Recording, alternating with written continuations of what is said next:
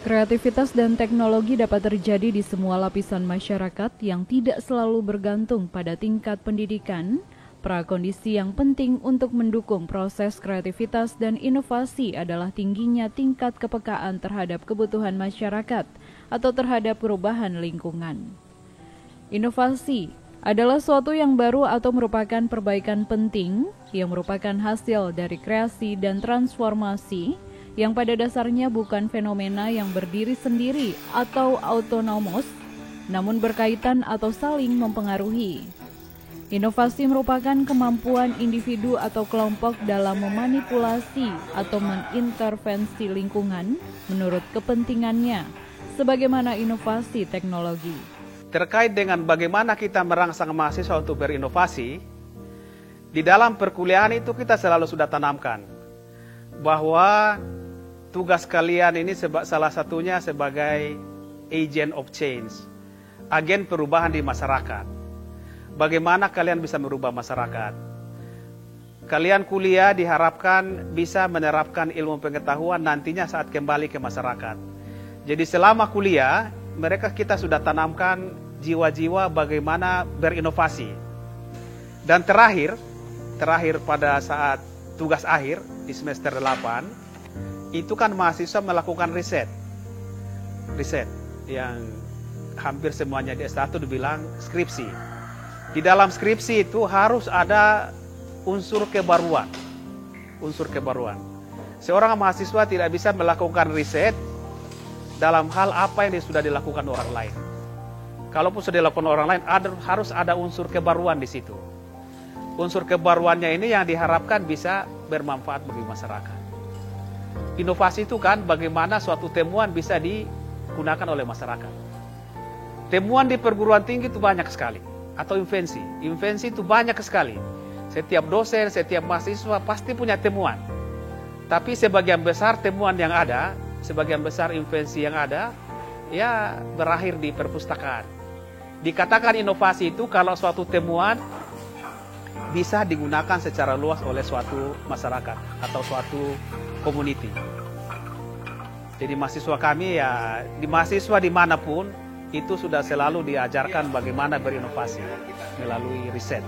Inovasi itu lahir dari riset, Pak. Kalaupun ada yang lahir dari inspirasi yang tiba-tiba datang, mungkin ada. Tapi satu di antara 100.000 atau satu di antara 1 juta. Harus melalui kerja keras, melalui proses riset. Melihat kebutuhan masyarakat perkampungan di beberapa daerah di Papua yang banyak memiliki sumber daya lokal, khususnya pada bidang pertanian, Universitas Papua melalui Fakultas Teknologi Pertanian dengan riset dan penelitian telah menciptakan beberapa inovasi. Di antaranya adalah mesin penokok sagu atau parut sagu, mesin ramas sagu, mesin penggiling pokem, mesin pengekstrak kelapa, dan beberapa mesin hasil riset dan penelitian dari mahasiswa dan dosen Fakultas Teknologi Pertanian Universitas Manokwari. Bapak Darmabon adalah seorang dosen yang aktif mengajar di Fakultas Teknologi Pertanian Unipa. Bersama para mahasiswa bimbingannya, mereka berhasil menciptakan sebuah inovasi teknologi baru, yaitu mesin parut sagu yang diimplementasikan dari penokok sagu. Mesin pramas atau ekstrasi sagu, sesuai dengan riset yang ditekuninya saat menyelesaikan program magisternya di Bogor, Jawa Barat pada tahun 2005. Ia bersama mahasiswanya telah berhasil merancang dan membuat mesin parut sagu sebagai pengganti penokok sagu dan langsung dipraktekkan penggunaannya di masyarakat. Dari mana saya punya ide tentang bagaimana riset atau membuat mesin-mesin pengolahan sagu? Saya sendiri kecil di Kecamatan Kokas, Kabupaten Fakfak. Bapak saya guru SD. Jadi waktu di Kokas, saya tahun 79 sampai 83 berdiam di Kokas. Itu makanan pokoknya itu beras. Beras itu didatangkan dari Fakfak. Di sana bilang kalau musim timur, ombak besar, beras dari Fakfak tidak bisa masuk Kokas. Jadi kita makan sagu. Jadi saya ini sudah hidup dengan sagu tanpa makan beras waktu di Kokas. Tapi waktu itu saya belum melihat bagaimana sagu itu diolah. Kemudian pada tahun 1990, saya KKN di Desa Rado, Teluk Gondama. Baru saya melihat bagaimana mengolah sagu itu secara tradisional dengan menggunakan alat tokok yang seperti palu-palu. Saya melihat kasihan bagaimana capeknya bapak yang menokok itu. Saya sempat mencoba dan memang capek sekali. Semenjak itu saya punya niat untuk membuat mesin pengolahan sagu. Dan kemudian waktu saya S2 saya di Bogor, riset saya tentang mesin pengolahan sagu. Waktu itu masih mesin parut sagu. Latar belakangnya itu, bahwa memang saya ingin membuat mesin pengolahan sagu yang bisa menggantikan tokok itu. Kemudian setelah pulang S2, saya sudah punya dasar tentang mesin itu. Saya sudah punya gambaran bagaimana tinggal scale up, tinggal membuat mesin yang skala penuh. Dan semenjak tahun 2005, kami sudah membuat mesin.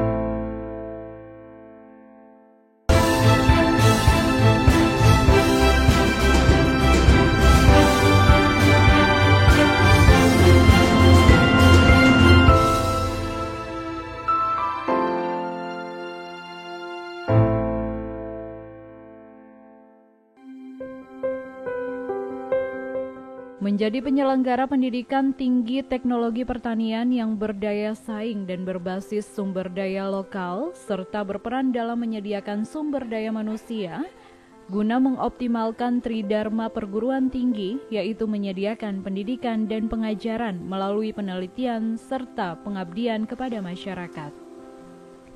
Fakultas Teknologi Pertanian Universitas Papua memiliki visi menjadi penyelenggara pendidikan tinggi teknologi pertanian yang berdaya saing berbasis sumber daya lokal Papua. Program kerja dari fakultas kami ini yang pertama mengoptimalkan kegiatan tridharma perguruan tinggi yang meliputi pendidikan dan pengajaran, penelitian, dan pengabdian kepada masyarakat. Nah, kami di Fakultas Teknologi Pertanian ini memiliki 2 program studi, yaitu program studi Teknologi Hasil Pertanian dan program studi Teknik Pertanian dan Biosistem atau kita biasa singkat dengan TPB. Nah, di dalamnya itu terdiri dari beberapa dosen, dari Prodi THP kita ada 17 dosen dan di jurusan TPB ada 9 dosen. Nah, masing-masing dosen ini yang akan melaksanakan program-program kami yang tidak hanya sebagai melakukan pendidikan dalam program pengajaran, kami juga melakukan penelitian. Nah, yang menjadi fokus penelitian kami adalah berbasis sumber daya lokal Papua, di mana komoditi lokal Papua yang selama ini belum berkembang dengan baik, yang selama ini masih diolah secara lokal oleh masyarakat seperti sagu, ada buah merah maupun herbal-herbal yang lain seperti rumput kebar dan akwai misalnya. Nah, itu yang menjadi bidang fokus kami untuk dikembangkan agar yang tadinya tidak memiliki nilai-nilai, akhirnya kita bisa tingkatkan nilai tambahnya.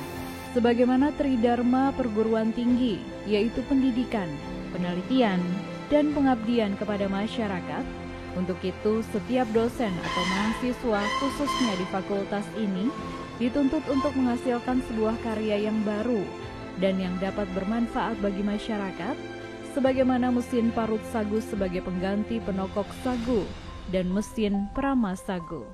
Terkait dengan aktivitas di Fakultas Teknologi Pertanian, Sebagaimana dengan tugas dan fungsi perguruan tinggi di Indonesia ini, yaitu tridharma perguruan tinggi. Yang pertama, dharma pertama, pendidikan. Dharma kedua, penelitian. Dharma ketiga adalah pengabdian kepada masyarakat. Ketiga unsur ini saling terkait, Pak. Jadi kita mendidik, itu di semester-semester terakhir, mahasiswa wajib melaksanakan penelitian untuk penyusunan skripsi. Dosen sendiri harus melakukan penelitian-penelitian. Penelitian yang kami lakukan di Fakultas Teknologi Pertanian ini terkait dengan mesin-mesin pertanian dan terkait juga dengan proses pengolahan hasil pertanian. Hasil-hasil penelitian yang kita dapatkan harapannya kan diabdikan kepada masyarakat. Apalah artinya penelitian, kita menghasilkan sesuatu tapi tidak dilaksanakan oleh masyarakat. Dan alhamdulillah hasil-hasil penelitian kami dari teknologi pertanian ini, khususnya mesin parut sagu dan mesin ramas sagu, sudah banyak digunakan oleh masyarakat di Papua Barat. Bahkan sampai di Papua, sampai di Merauke, Jayapura. Bahkan pernah ada dari Irian Timur yang datang ke sini, mau membeli. Tapi saya bilang terlalu mahal ongkos kirimnya. Jadi silakan nanti dibuat sendiri, silakan dilihat, nanti buat sendiri di sana. Mereka dapat info itu dari artikel-artikel kami yang terbit di jurnal-jurnal internasional.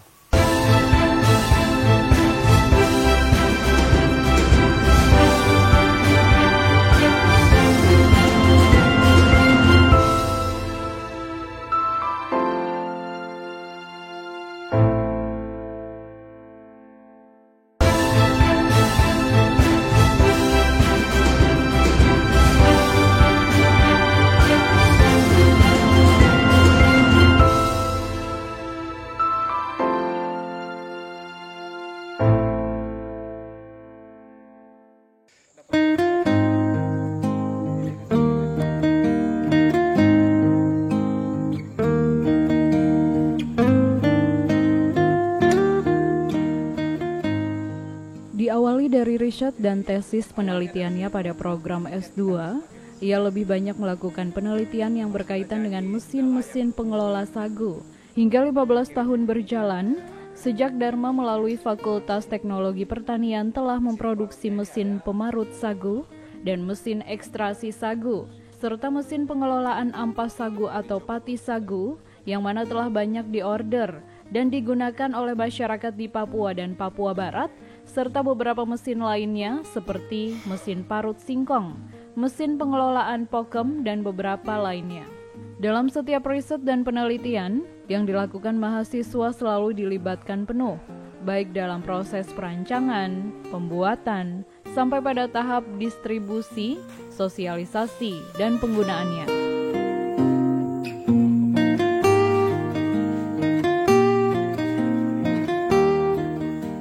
Terkait dengan riset atau penelitian, saya pribadi itu topik penelitian saya tentang mesin-mesin pengolahan sagu. Itu riset yang paling banyak saya lakukan. Saya awali dengan riset saya waktu S2. Tesis saya tentang mesin pengolahan sagu, tapi waktu itu masih dalam tahap model, belum pada skala yang penuh. Kemudian dalam 15 tahun terakhir ini, sebagian besar riset yang saya lakukan tentang mesin pengolahan sagu.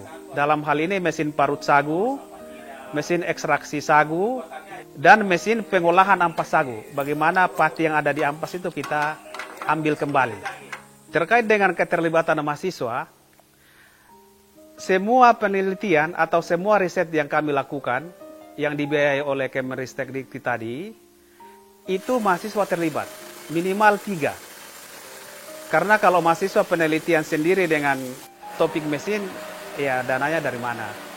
Kemungkinan besar mereka tidak akan sanggup. Jadi mahasiswa terlibat penuh.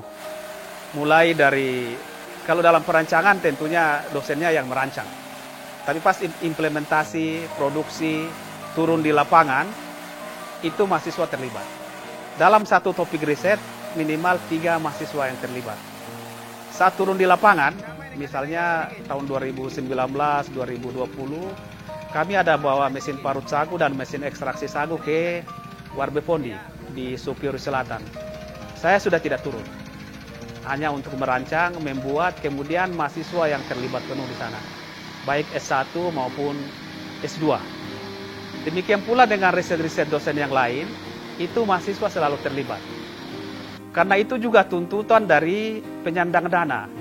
Waktu kita ajukan riset proposal, kalau ada mahasiswa yang terlibat itu punya nilai tambah dibandingkan dengan mahasiswa tidak ada yang terlibat. Sejak tahun 2016, Fakultas Teknologi Pertanian Unipa telah berhasil menciptakan dan memproduksi ratusan mesin parut sagu yang diberi nama varian 1 dan telah diorder di beberapa daerah, baik di Papua dan Papua Barat.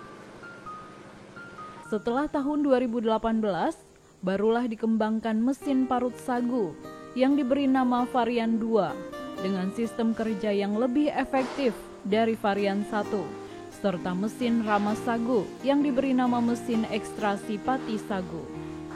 Hasil riset kami yang sudah banyak digunakan oleh masyarakat, khususnya di Provinsi Papua dan Papua Barat, terutama mesin parut sagu yang kami beri nama mesin parut sagu tipe silinder varian 1. Varian 1 ini sistem pemarutannya, batang sagu harus dikupas kulitnya baru diparut.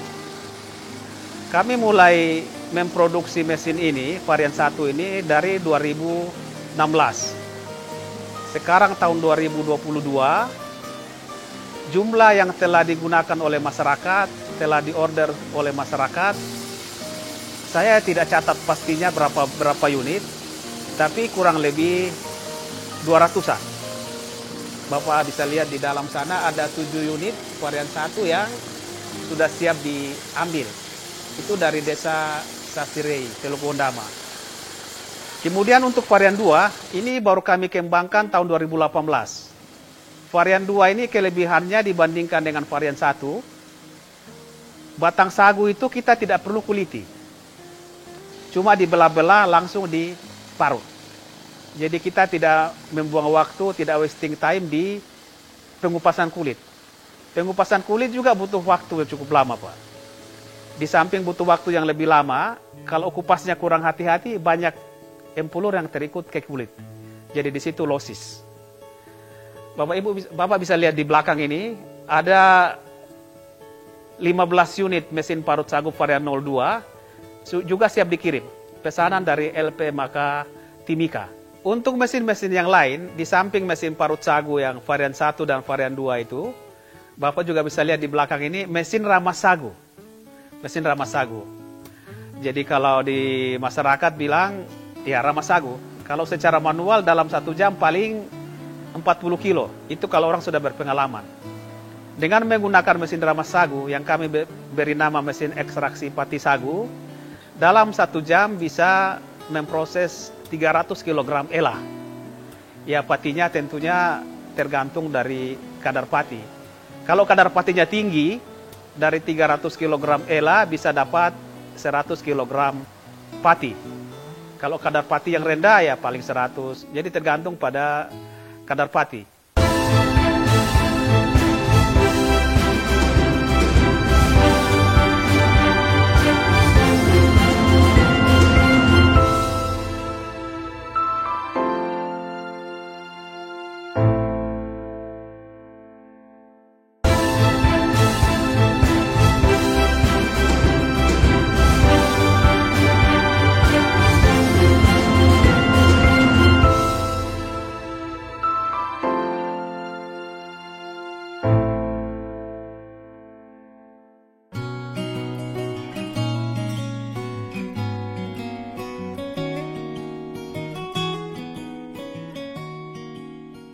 Ia mengaku, untuk menghasilkan suatu hal yang baru, apalagi yang berkaitan dengan inovasi teknologi, tidaklah cukup hanya dengan pengalaman dalam penelitian.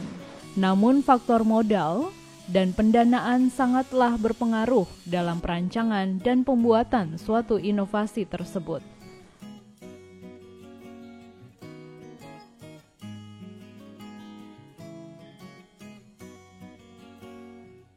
Kendala utama yang kami hadapi, kami sebagai dosen maupun mahasiswa sebagai mahasiswa, adalah pendanaan, Pak. Ya kalau pas lagi usulan kita, proposal kita lagi disetujui untuk didanai, ya alhamdulillah. Tapi kan tidak selamanya. Karena kita ajukan proposal ke Kemendristek Dikti, atau sekarang menjadi Kemendikbud Dikti, itu kan saingannya seluruh Indonesia.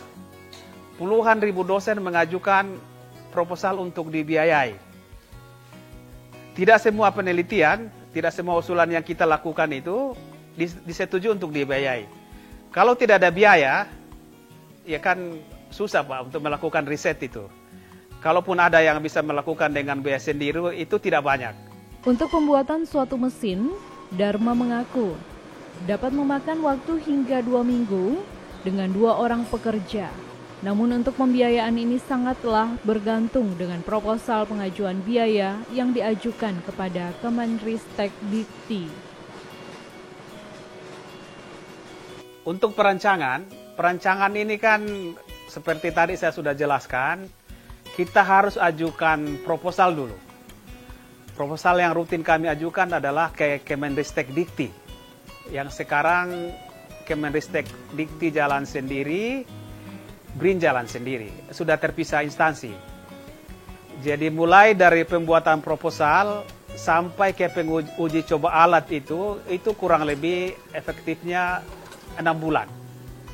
Mulai dari pembuatan proposal sampai kepada alat selesai dan siap diuji. Karena suatu riset itu butuh biaya. Kalau biaya sendiri itu berat, bagi kebanyakan dosen itu berat. Jadi harapan pembiayaan utama kami itu dengan mengajukan riset proposal secara kompetitif nasional. Diakui bahwa saat ini mesin serupa yang dibuat dan dijual di toko juga sudah banyak. Namun masalah efektif dan efisien, dipastikan bahwa mesin buatan mereka lah yang lebih menjawab kebutuhan masyarakat yang ada di kampung, karena selain kuat, modifikasi atau perancangannya pun menyesuaikan permintaan masyarakat. Mengenai manfaat dari alat yang telah kami hasilkan ini, tentunya lebih efektif dan lebih efisien. Kalau kita menokok sagu secara manual, kalau tenaga-tenaga yang kuat seperti saya dan Pak Maurits ini, 1 jam paling dapat 20 kilo. Dapat 20 kilo. Jadi kalau satu pohon itu 1000 kilo, tinggal bagi saja. 1000 bagi 20 kilo, dapat berapa jam. Dengan menggunakan mesin parut ini, 1 jam antara 800 sampai 1000 kilo. Tergantung dari kekerasan bahan itu. Kalau ada untuk sagu itu semakin ke pucuk itu semakin lunak. Keunggulan dari alat yang kami produksi ini, itu lebih kuat. Keunikan atau perbedaan dibandingkan dengan mesin-mesin sejenis di pasaran, ya, kita tahu semua di pasaran Indonesia ini segala macam mesin parut sagu itu sudah ada. Ada yang bertenaga listrik, ada yang bertenaga motor bakar diesel, ada yang bertenaga motor bakar. Keunggulan yang punya kami ini, menurut pengakuan warga yang telah menggunakan, itu lebih tahan lama. Itu kami pakai motor penggerak yang Honda made in Thailand. Ian Immanuel Homer adalah salah satu alumni Fakultas Teknologi Pertanian tahun 2021. Ia mengaku juga terlibat dalam proses pengelolaan sagu secara langsung, baik secara lokal, mekanis, dan semi-mekanis. Penelitian saya tentang sagu dan saya terlibat langsung dengan proses pengolahan sagu secara tradisional maupun secara mekanis maupun secara semi-mekanis. Jadi saya bisa membedakan bagaimana kita mengolah sagu secara tradisional, kita mengolah sagu secara semi-mekanis maupun dengan mekanis. Jadi kalau dari segi semi-mekanis memang membutuhkan waktu yang cukup baik juga dibandingkan kita olah secara tradisional. Karena dalam tradisional ini saya lihat sangat kurang efisien karena memboros tenaga, biaya, dan juga waktu. Jadi saya sebagai alumni di sini, saya melihat bahwa hal-hal yang telah diangkat oleh para dosen Fakultas Teknologi Pertanian ini sudah sangat baik dan harapan saya pemerintah dan instansi terkait, khususnya di daerah-daerah yang terdapat banyak sagu, supaya mungkin lebih memperhatikan inovasi-inovasi ini. Jangan kita hanya biarkan begitu saja. Terutama kami di Papua ini, makanan pokok kita adalah sagu.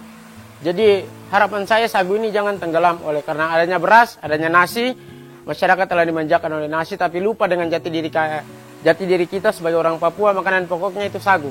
Dan sebagai dosen, sebagai peneliti, telah menghasilkan inovasi-inovasi berupa mesin-mesin untuk mengolah sagu yang dimana bisa menghemat biaya, waktu, dan tenaga.